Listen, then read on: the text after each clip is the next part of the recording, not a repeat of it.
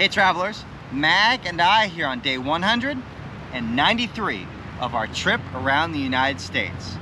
So, I have a bit of a confession to make. We're starting things off already well past the halfway point of our day here in South Padre Island.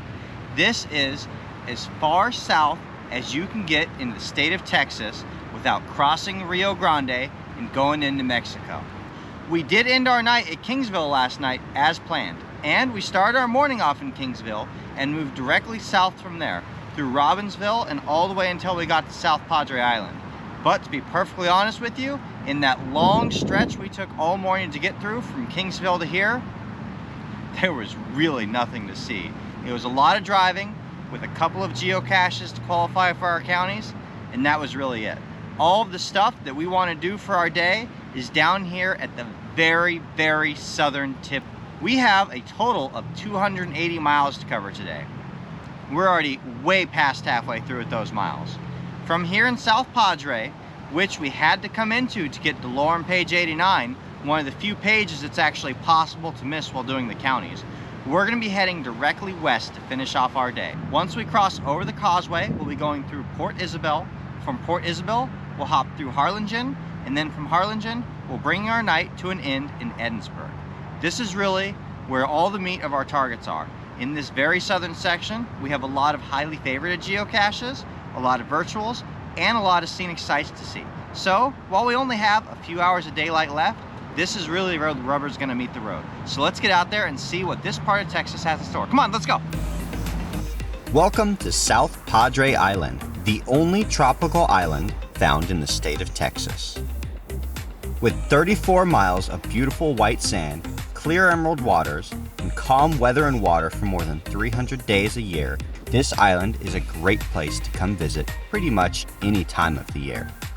The first permanent settlement on this mostly undeveloped island took place all the way back in 1804 by Spanish priest Padre Nicolas Bali, after whom the island is named. Throughout its history, 4 different nations have laid claim to the land, starting with Spain all the way up until the Mexican Revolution of 1820. Then it transitioned from Mexico through the Republic of Texas and finally to the United States. Crossing the Queen Isabella Causeway out of South Padre Island, you will be guided into Port Isabel by the lighthouse standing on the shore. Built in 1852, this beacon in the night has helped to guide countless ships through the Brazos-Santiago Pass to Port Isabel. For a small fee, you can climb the tower to look over the city, and at the visitor center at the base, you can learn a little bit more about its history. During the Civil War, the lighthouse had been occupied by both Union and Confederate soldiers at different times to be used as a lookout post in the area. And if you want the opportunity to walk out on the longest pier in Texas, then look no farther than the fishing pier at Pirates Landing. Among other statues and interesting things you can see on your walk on the fishing pier, you can also see a replica of the world's largest sheephead, which was caught here at 69 feet long. After a very, very long morning spent driving south through the desert of Texas to reach Port Isabel and South Padre Island, it was a very welcome opportunity to stretch my legs and enjoy this port town. You just can't beat Aichan's midday nap time. We get to a great point for her to walk around outside the geomobile and stretch her legs for a little bit, but she checks her watch and she's like, Mag, it's noon. I'm not getting out of the car right now. I don't care what the weather's like or how nice it is outside. You just leave me right here. I'm gonna sleep in this spot and enjoy it as long as I can while you don't have any passengers to kick me into the back. But we both know, come this evening, she's gonna be wide awake, asking me why I'm not taking her out on a hike. I managed to pull quite a bit of booty today. By booty, of course, I mean treasure. Although there were certainly not all that many scenic sights to see along our long route through the desert today, there were still quite a few geocaches for us to track down. Some were your typical park and grabs along the fence line, while others had you scratching your head like a monkey until you realized you had to climb up high into the branches to grab the cache. Personally, I find fishing to be a lot easier than all that monkey business. There were a few counties we visited that did not have that many options, but even so, there was at least 1 or 2 that we were able to find and add our name to the log to ensure that all of our county targets were in hand for the day. Now that is quite the scary sight to see at the ground zero. Check this out. That is a full-on intact skin of a big snake. This is no joke. Look at how long this boy is. I would say he is longer than I am tall. This is the skin of a 6-foot-long snake. I would definitely not want to encounter this guy at a ground zero. No, thank you.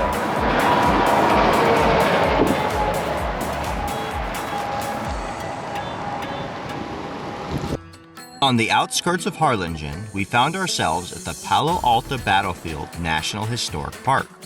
This national park preserves the grounds of the May 8, 1846 Battle of Palo Alto. It was the first major conflict in a border dispute that soon precipitated the Mexican-American War.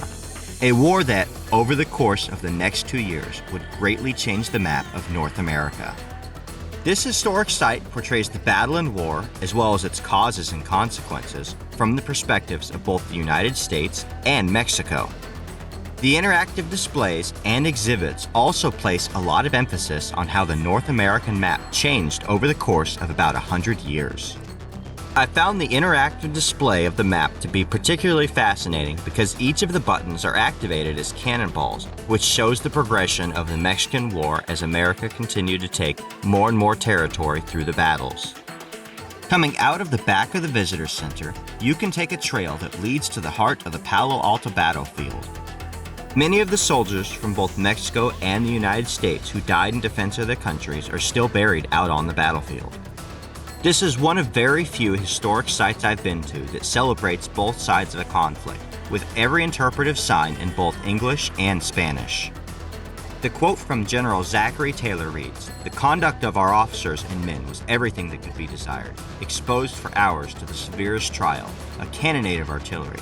Our troops displayed a coolness and constancy which gave me, throughout, the assurance of victory."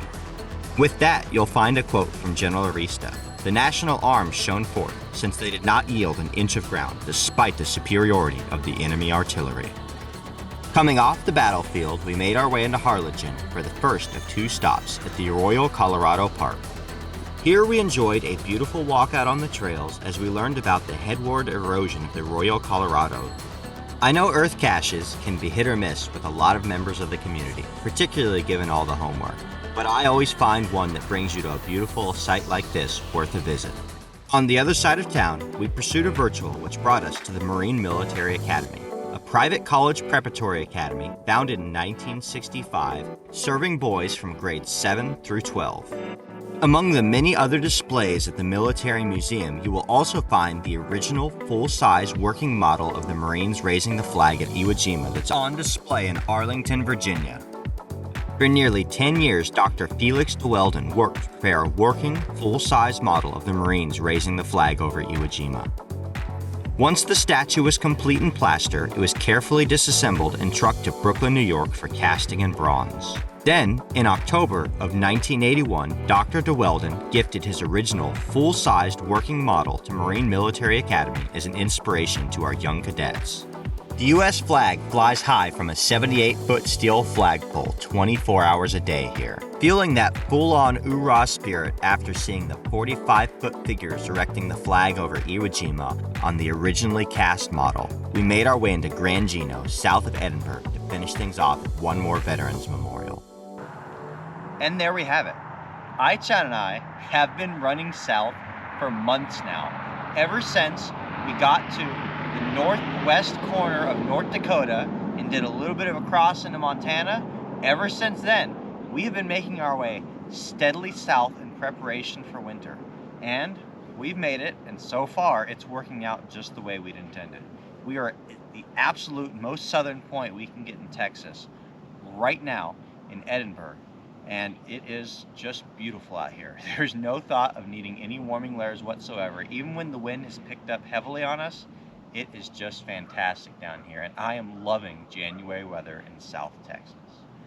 Today ended up being a lot of driving in the early part of the day, and really it was just a few quick parking grabs through that 200-ish mile stretch until we finally hit South Padre Island. it was only once we got there that we started seeing some of the scenic sights that we were able to share with you today, leading all the way up to that Iwo Jima monument at the Marine Military Academy, which was just phenomenal. We have managed to close out our day, even if just barely, ahead of the sunset. We're in Edinburg now, and we have completed all of our geocache targets for the day. So we're going to stop a little bit earlier today than normal. Usually, if I'm this far ahead on where I want to be for the day, I might push ahead by another few counties. But from where we are in Edinburg, if we push out tonight, we're going to be out in the middle of nowhere in the middle of the night trying to find a place to sleep, and that's not going to work for either one of us. So we're going to get started tomorrow, right when that sun comes up, and we will get kicking into our miles, and I hope that tomorrow's plan works out the way I envision it, but we're going to have to see when we get there. Thank you guys for joining us. Like this video, subscribe to stay tuned for daily updates, and we'll see you out on the trails.